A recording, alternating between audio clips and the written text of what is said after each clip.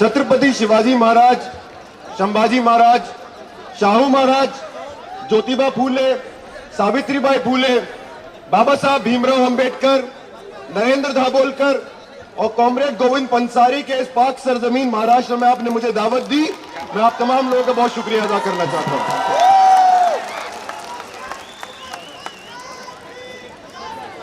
मैं सलाम पेश करता हूं आपके जज्बे को, मैं सलाम पेश करता हूं इस देश के जज्बे को, मैं सलाम पेश करता हूं जामिया की उन लड़कियों को, मैं सलाम पेश करता हूं अलीगढ़ मुस्लिम यूनिवर्सिटी के उन नौजवानों को कि आज हम देश से और देश के संविधान से कितना प्यार करते हैं, हमने आज देश को दिखा दिया है।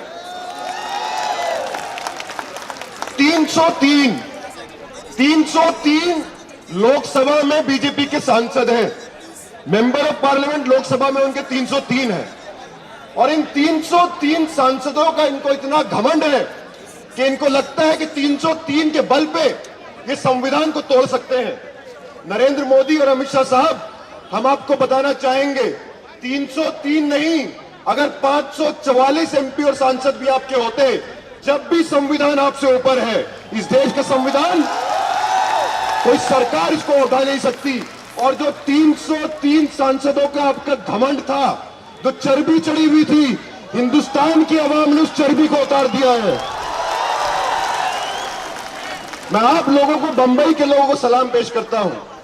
ये बोला जाता है कि बंबई के लोग राजनीति में इंटरेस्ट नहीं लेते, ये बोला जाता है कि बंबई के लोग काम में बिजी रहते हैं। बंबई ने दिखा दिया कि काम भी करेंगे और संविधान की रक्षा भी करेंगे। इन दो चीजों में वहां तो अंतर विरोध नहीं है। 19 दिसंबर को हम दिल्ली के लाल किले पहुंचे, पहुंचते ही वहां धारा 144 लगा दी गई थी, इंटरनेट बंद कर दिया गया था। हजारों लोगों को और मुझको लोग उठाकर ले गए। उनको लगा कि लाल किले से हमको गिरफ्तार करके जो विरोध की आवाजें हैं देश भर में, उनको डरा देंगे, उनको झुका देंगे। पुलिस स्टेशन के अंदर मैंने बंबई की तस्वीरें देखी आपके अगस्त क्रांति मैदान की, 2 लाख लोग वहां मौजूद थे। मैंने कलकत्ता की तस्वीरें देखी, मैंने इलाहाबाद की तस्वीरें देखी। तमाम जगह उन्होंने हमको गिरफ्तार करके हमारी आवाज को दबाने की कोशिश करी, उन्होंने हमारी आवाज को और बुलंद कर दिया। लेकिन उस रात किसी आसमान पे, वो दिन बहुत महत्वपूर्ण दिन था, अशफाकुल्लाह खान और राम प्रसाद बिस्मिल का शहादत दिवस था। तो उस रात किसी आसमान में अशफाकुल्लाह खान और राम प्रसाद बिस्मिल के भूत मिले और अशफाक ने बिस्मिल से पूछा कि आज हुआ क्या था। हर साल तो कुछ लोग आते थे, मुट्ठी भर लोग हमारे पुतलों को ढूंढा करते थे इधर उधर, और मिल गए तो 10-15 लोग आके माला पहना के चले जाते थे। ये लाखों लोग इस साल कहां से आ गए? तो बिस्मिल ने अशफाक को बोला, दोस्त मोदी है तो मुमकिन है।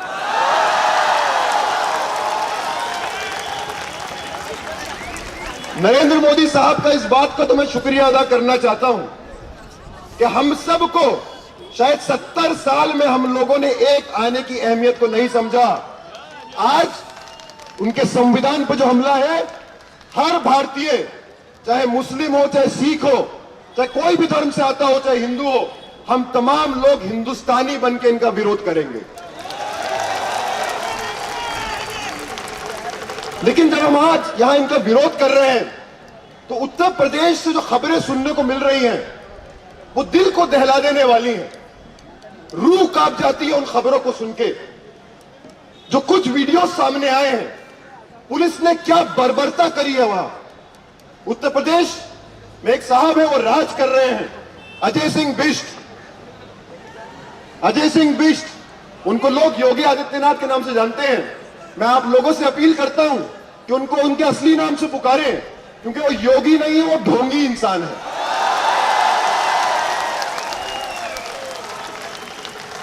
जब वो मुख्यमंत्री नहीं बने थे, तो वो भाषण दिया करते थे कि अगर वो एक हिंदू मारेंगे तो हम 10 मुसलमान मारेंगे। वो बोलते थे कि धर्म के आधार पे हम हिंदू राष्ट्र बनाएंगे। आज उस इंसान को मुख्यमंत्री बना दिया गया है, और मुख्यमंत्री बनने के बाद भी, एक संवैधानिक पोजीशन में होने के बाद भी, आज वो वही काम कर रहा है। उत्तर प्रदेश के अंदर 30,000 से ज्यादा लोगों पे मुकदमा लगाया है।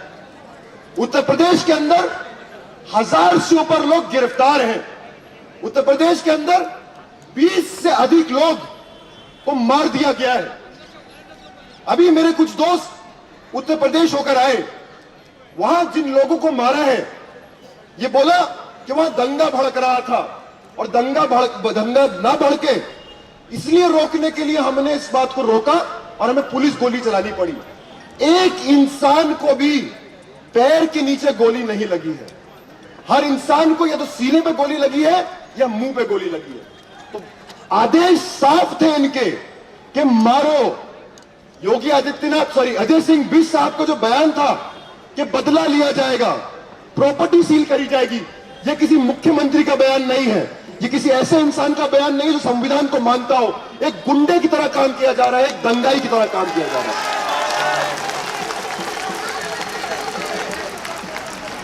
आज जरूरी है कि उन तमाम परिवारों के साथ हम खड़े हो जिन्होंने अपने बच्चे खोए हैं। ये सबसे गरीब परिवार है, ये वो परिवार है जो दिहाड़ी के मजदूर थे, ये वो परिवार है जो शायद अब एक इंसान की मौत के बाद जो उनका सोल ब्रेड विनर था, शायद वो परिवार खड़ा ना रह पाए। हम तमाम लोगों की, जिंदा हिंदुस्तानियों की, जो सही में जिंदा हैं, जो अब भी नहीं बोलेंगे वो जीते जी मर गए, जो जिंदा हिंदुस्तानी है, हम तमाम लोगों की जिम्मेदारी है कि उन परिवार वालों के साथ खड़े रहें और ये देखें कि उन परिवार वालों को कोई समस्या ना आए आगे जाके।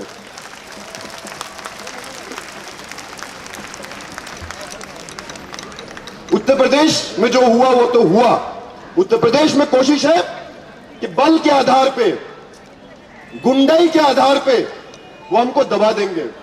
साहिब की एक और कोशिश है कि झूठ के आधार पे हमको बहका देंगे। तो अभी साहिब ने एक भाषण दिया रामलीला मैदान से दिल्ली के अंदर, बोला झूठ है, झूठ है, झूठ है, एनआरसी नहीं, कभी हमने डिस्कस ही नहीं किया, देश में कोई डिटेंशन सेंटर नहीं है। अरे साहेब, कितना झूठ बोलोगे, कितना फेंकोगे? और आपकी फेंकने की अदा पे तो हम फिदा हैं, आपकी फेंकने की अदा में हम फिदा हैं, क्योंकि आपके फेंकने ने भारत को एक नया गौरव दिया है। पाकिस्तान से हम हर चीज में पहले से आगे थे, बस पाकिस्तान के पास शोएब अख्तर था, सबसे तेज फेंकता था। हमने बोला नहीं, हमारे पास नरेंद्र मोदी है। 2 हफ्ते पहले संसद में खड़े होके अमित शाह साहब, मोटा भाई, तड़ी पार खुलेआम बोल रहे थे कि देश के अंदर एनआरसी होगा, एनआरसी हम करवा के रहेंगे। हर जगह घूम घूम के बोला है कि एनआरसी होगा, चुनावी घोषणा पत्र में बोला है कि एनआरसी होगा।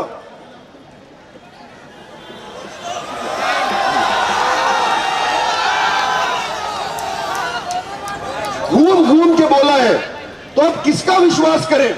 आपके रामलीला मैदान के उस भाषण का विश्वास करें, अमित शाह साहब का संसद के अंदर जो दिया गया बयान उसका विश्वास करें, आपकी चुनावी घोषणा पत्र का विश्वास करें, प्रेसिडेंट ऑफ इंडिया का जो एड्रेस है पार्लियामेंट को उसका विश्वास करें? किस चीज का विश्वास करें? मतलब झूठ में कलाकारी भी खत्म हो गई आपकी।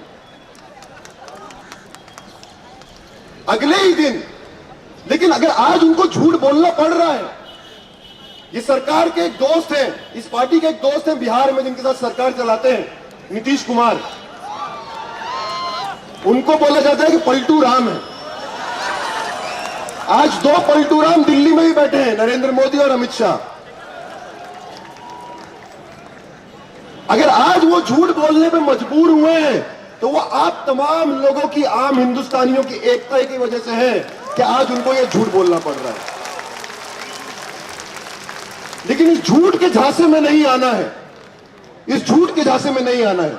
अगले दिन एनआरसी नहीं होगा, एनआरसी पे कोई चर्चा नहीं हुई, ये बात रामलीला मैदान से नरेंद्र मोदी ने बोली, और उसके अगले दिन देश में एनपीआर ले आए। अब ये एनपीआर किस चिड़िया का नाम है? एनपीआर और एनआरसी में उतना ही फर्क है। इस सरकार को नाम बदलने में बहुत अच्छा लगता है, तो इलाहाबाद को बदल के प्रयागराज कर दिया, अब एनआरसी को बदल के एनपीआर कर दिया। अमित शाह साहब ने एएनआई को इंटरव्यू दिया, और कुछ ही लोगों को वो इंटरव्यू देते हैं, सबको इंटरव्यू नहीं देते हैं। मुझे सुनने में आया कि यहां भी कुछ वैसे लोग मौजूद हैं उधर जो कैमरा लगे हुए हैं।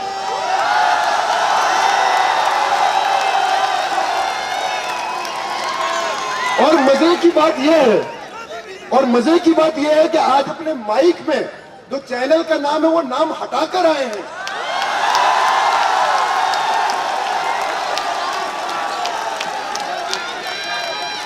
चैनल का नाम हटाकर आए हैं, कहीं जलील ना हो जाए यहां। ये वो लोग हैं जिनको 2000 रुपए के नोट में चिप मिल गया था और अब इनकी कोशिश रहेगी कि हमारे अंदर के देशभक्ति के चिप को टटोलने की। लेकिन देशभक्ति के जो चिप है हमारे अंदर वो बहुत मजबूत है, आप बेफिक्र रहिए। तो अमित शाह साहब ने एएनआई को एक इंटरव्यू दिया और बोला एनआरसी का, एनपीआर का एनआरसी से कोई लेना देना नहीं है। उनकी सरकार ने पिछले 5 साल में 9 बारी संसद के अंदर, होम मिनिस्टर एक बात बोल रहे हैं, 9 बारी संसद के अंदर बोला है। होम मिनिस्टर एक बात बोल रहे हैं और होम मिनिस्ट्री की वेबसाइट दूसरी बात बोल रही है। बोल रहे हैं कि एनपीआर एनआरसी के लिए पहला कदम है। ये बोल रहे हैं अब कि आप एनपीआर पे क्यों विरोध कर रहे हैं? एनपीआर पे विरोध करके आपको क्या मिलेगा? एनपीआर तो सबसे पहले यूपीए लेकर आई थी, तो भ्रष्ट भी यूपीए थी, तो तुम भी भ्रष्ट हो जाओ उसकी वजह से। लेकिन जो 2010 में यूपीए के अंडर एनपीआर हुआ था और 2020 में जो एनपीआर कराने की इनकी मंशा है, इसमें जमीन आसमान का फर्क है। इस बात को हमको समझना पड़ेगा। ये बोला जाएगा कि सेंसस कराया जा रहा है, आपसे जो इंफॉर्मेशन ली जा रही है आप तक विकास की नीतियां पहुंची अच्छे से, इसलिए ये पूरा सेंसस या एनपीआर कराया जा रहा है। एक बात समझ लीजिए, सेंसस के लिए कानून अलग है और एनपीआर नागरिकता कानून के अंडर की जा रही है, जो 2003 में अटल बिहारी वाजपेयी की सरकार ने बदल दिया था। एनपीआर के अंदर 2010 में आपके माता पिता की डेट ऑफ बर्थ, आपके माता पिता का प्लेस ऑफ बर्थ नहीं पूछा जाता था। अब वो पूछा जाएगा कि उस आधार पर बनाया जाएगा कि डाउटफुल सिटीजन कौन है, और डाउटफुल सिटीजन को पहला फिल्टर लगाया जाएगा और उससे एनआरसी लिस्ट, और एनआरसी लिस्ट से आपको बाहर किया जाएगा और सीएए करके आपको धर्म के आधार पर या तो नागरिकता दे दी जाएगी या आपसे छीन ली जाएगी। ये पूरा खेल है। एक बात हम बोलना चाहते हैं, ना हम एनआरसी को मानते, ना हम सीएए को मानते और ना हम एनपीआर को मानते।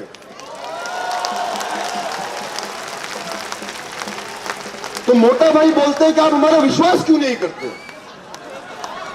हम तो स्पष्टीकरण दे रहे हैं, हम तो खुलेआम स्पष्टीकरण दे रहे हैं, तो आप हमारा विश्वास क्यों नहीं करते? याद रखिए, अगस्त में इस इंसान ने संसद के अंदर बोला था कि फारूक अब्दुल्ला को हमने अरेस्ट नहीं किया है। अरेस्ट नहीं किया है कि कनपट्टी, ये होम मिनिस्टर की भाषा है, कनपट्टी पे बंदूक रख के फारूक अब्दुल्ला को लेकर आऊं। आज वो साफ है कि वो झूठ बोल रहे थे। इनके झूठों का भरोसा और इनके झूठों के झांसे में हम नहीं आएंगे। लेकिन सबसे ज्यादा दुख अगर एक बात का है, कल मैं एक रिपोर्ट पढ़ रहा था मुजफ्फरनगर से। एक घर में रात के वक्त मिडनाइट में पुलिस घुसती है।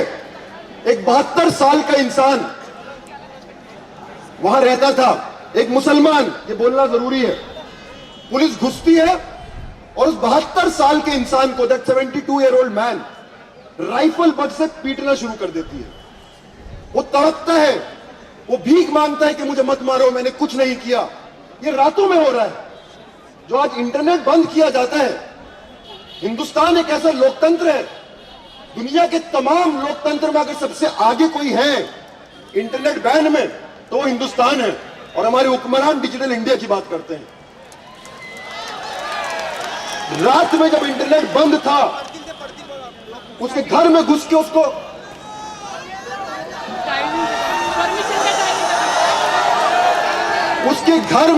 उसको मारा जाता है और बोला जाता है कि तुम्हारी 2 जगह है, या तो पाकिस्तान है या कब्रिस्तान है। इस बात का जो आफरीन भी पहले बोल रही थी, इस बात का हमको सबसे ज्यादा दुख होता है कि आजादी के 72 साल बाद भी हमसे हमारे वतन परस्ती का सर्टिफिकेट मांगा जाता है। आज भी ये बोला जाता है कि तुम्हें पाकिस्तान तो मिल गया, अब और क्या चाहिए? देश का एक बार बंटवारा तो कर चुके हो, और क्या चाहिए? हम उनको बताना चाहते हैं, we are not Indians by chance, we are Indians by choice.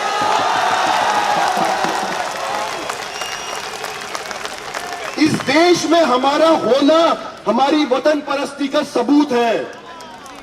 हमारा नेता मोहम्मद अली जिन्ना नहीं था, नहीं है। हमारा नेता महात्मा गांधी है। हमारा नेता मौलाना अबुल कलाम आजाद है। हमारे नेता बाबा साहब भीमराव अंबेडकर हैं। नरेंद्र मोदी ने बोला, इनके हाथ में तिरंगा देख के बहुत खुशी हुई। नरेंद्र मोदी साहब 1947 से हमारे दिल में और हमारे हाथ में तिरंगा है। हमारे दिल में और हमारे हाथ में तिरंगा है। आपको आरएसएस के मुख्यालय पे 50 साल लगे थे तिरंगे लटकाने के लिए। आपसे वतन परस्ती का सर्टिफिकेट हमको नहीं चाहिए। एक आखिरी बात बोल के मैं बात खत्म करूंगा। आज जो इनकी कोशिश है, आज जो आप लोगों की एकता है, इस सरकार को बौखला दिया है। उनकी कोशिश रहेगी कि आपका जो जेन्युइन सवाल है उसको डीलेजिटिमाइज करने के लिए आपके बीच में हिंसा भड़काई जाए। तहे दिल से मेरी आप लोगों से एक अपील है, अहिंसा, सत्याग्रह, ये दो हमारे सबसे बड़े हथियार हैं। महात्मा गांधी ने हमको ये हथियार दिए थे, और इन न अहिंसा को छोड़ेंगे न सत्याग्रह को छोड़ेंगे। हिंसा का सहयोग वो लोग लेंगे, उनकी कोशिश है। अभी कुछ दिनों पहले बंगाल से खबर आई कि 4 बीजेपी के कार्यकर्ता गिरफ्तार हुए, पथराव कर रहे थे ट्रेन के ऊपर, सीएए के खिलाफ नारे लगा रहे थे और टोपी लगाए हुए थे। अगर ये काम यूपी में हुआ होता तो उसका वीडियो बनता और नरेंद्र मोदी बोलते कपड़ों से पहचान लो। तो हिंसा इन्हीं के लोग भड़का रहे हैं।